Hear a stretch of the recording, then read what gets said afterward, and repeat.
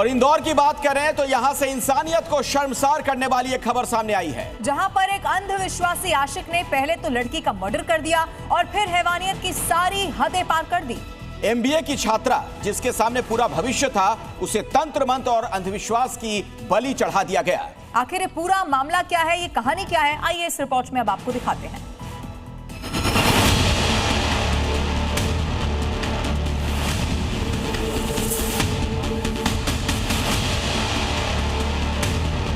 अंधविश्वासी आशिक का खूनी खेल।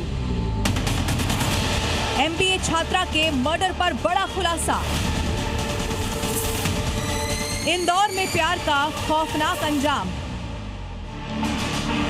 ये कमरा इंदौर के द्वारकापुरी इलाके का है, जहां एक ऐसे मर्डर को अंजाम दिया गया जिसे सुनकर आपका कलेजा कांप जाएगा। लड़के ने पहले तो प्यार का इजहार किया, दोनों रिलेशनशिप में आए, फिर बीच आ गया शक, जिसने प्यार को खौफनाक अंजाम तक पहुंचा दिया। पुलिस के शिकंजे में दिख रहा ये शख्स पीयूष धामनोतिया, जिस पर MBA की छात्रा के मर्डर का आरोप है।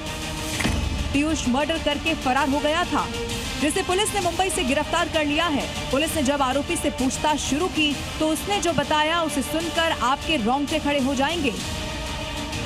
बताया जा रहा है कि पहले उसने लड़की पर संबंध बनाने का दबाव बनाया। जब उसने तबीयत ठीक नहीं होने का हवाला दिया तो आरोपी ने जबरदस्ती की और जबरन संबंध बनाए। इसके बाद उसने लड़की के हाथ पैर बांध दिए और ये कहकर आंखों पर पट्टी बांध दी कि वो कोई गिफ्ट देना चाहता है। छात्रा के मना करने पर उसके मुंह में कपड़ा ठूस दिया और उसके सीने पर बैठकर गला दबाया, जिससे वो बेहोश हो गई।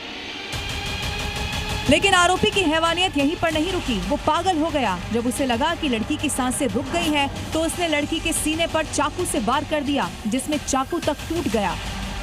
इसके बाद भी वो मौके पर बैठा रहा, फिर शराब की दुकान से बियर लेकर लौटा और शव के पास ही बैठकर शराब पी।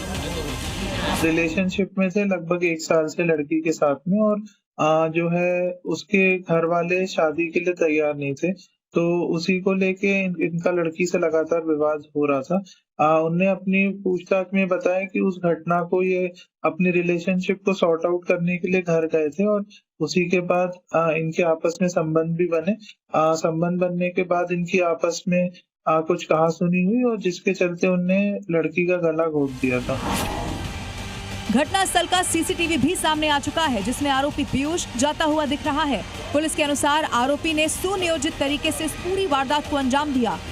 वारदात को अंजाम देने के बाद पीयूष इंदौर से मुंबई भाग गया। उसने नाला सोपारा में लड़की की आत्मा बुलाने के लिए टोने टोटके भी किए।